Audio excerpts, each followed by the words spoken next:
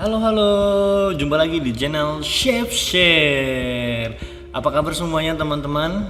Di tahun baru yang ini masih bulan Januari ya, jadi masih semangat baru. Nah semoga resolusi apapun yang kalian bikin bisa tercapai di tahun ini. Yang penting sehat-sehat, karena kita masih dalam situasi pandemi COVID-19, Omicron masih mengintai. Ya, video kali ini adalah video perdana ya, video pertama di tahun ini, tahun baru ini. Dan saya mengambil tema ada apa dengan email. Wah, ada apa dengan email? Mungkin kalau kalian browse di Google atau di YouTube pun, email ini sudah banyak yang mengangkat topik pembahasannya dan juga cara registrasi emailnya. Cuman ada aturan baru terkait email ini, makanya saya mengangkat tema email ini. Dan juga adanya masalah atau isu penumpukan di Terminal Soekarno-Hatta untuk registrasi email ini. Jadi masih hangat-hangatnya lah email ini, ada updatean, ada aturan terbaru. Untuk itu saya masih membahas di konten kali ini masih bersifat umum banget, jadi cuma pengenalan aja apa sih itu email. Nanti mungkin saya akan bikin video-video lagi yang lebih detail cara registrasinya dan ketentuan-ketentuannya. Cuman kita perkenalan aja nih, karena kita ini video pendek ya, jadi jangan terlalu dalam membahasnya. Ada apa dengan email? Yuk kita kenalan dulu tentang email. Email singkatan atau kepanjangannya adalah International Mobile Equipment Identity, identitas perangkat telekomunikasi bergerak internasional.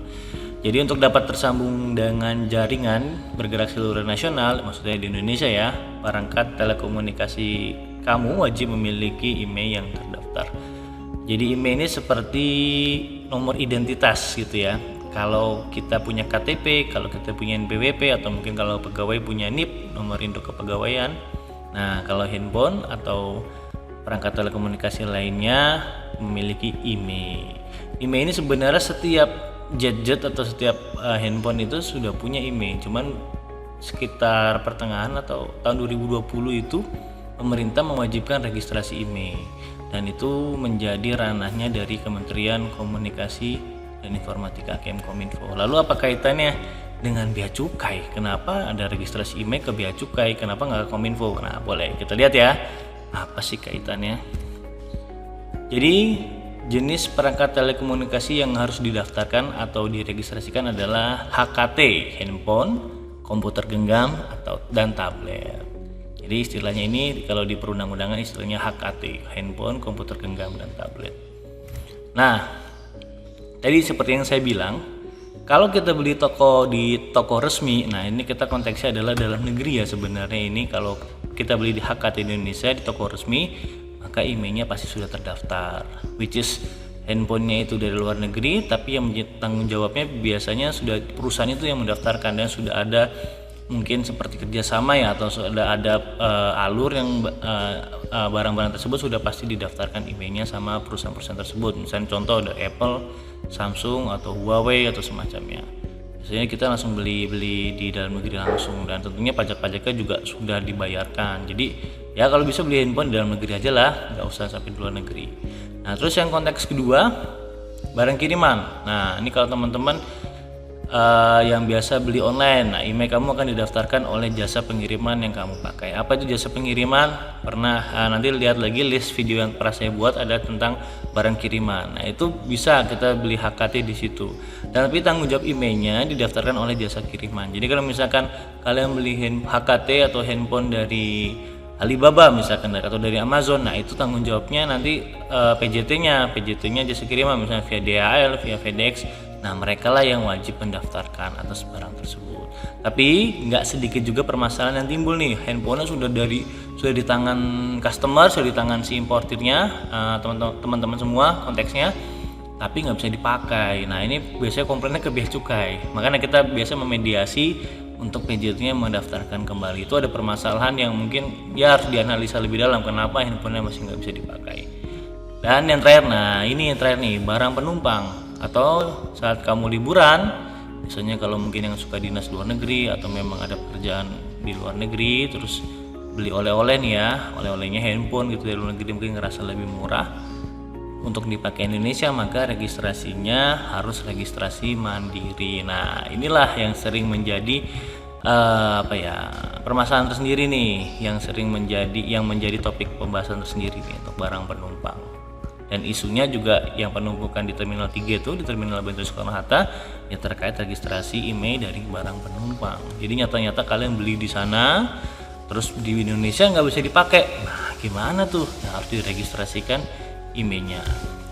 Nah, nanti kalian cukup kalau kalian sudah masuk ke Indonesia, nanti bisa download aplikasi Mobil Bea Cukai atau bisa kunjungi situs www.beacukai.go.id/register-imei.html. Nah, ini bisa kalian kunjungi. Kalian tinggal download aja nanti aplikasinya dan bisa login. Nanti di sana kalian wajib memberikan, kalian akan dapat QR code. Nah, QR code ini didapatkan ketika kalian sudah menyelesaikan kewajiban kepabeanannya. Kewajiban kepabeanannya apa itu? Ya tentunya membayar pajaknya. Sebenarnya ada fasilitas pembebasan kalau barang kalian dinilai masih di bawah 500 USD dan harga barang kalian misalnya 1000, berarti kalian akan mendapat pembebasan sebesar 500 USD. Tapi kalau misalkan barang kalian dinilai sudah lebih dari itu, dari 500 USD, ya artinya misalnya ada barang-barang lain selain HKT yang kalian daftarkan dan sudah habis kuota pembebasannya, ya kalian harus membayar sesuai dengan harga perolehan HKT tersebut. Jadi ada kewajiban kepabeanan. Dan satu lagi di slide ini nggak lupa saya cantumkan, kalian hanya boleh membawa 2 gadget maksimal. Lebih dari itu nggak bisa didaftarin. Oke?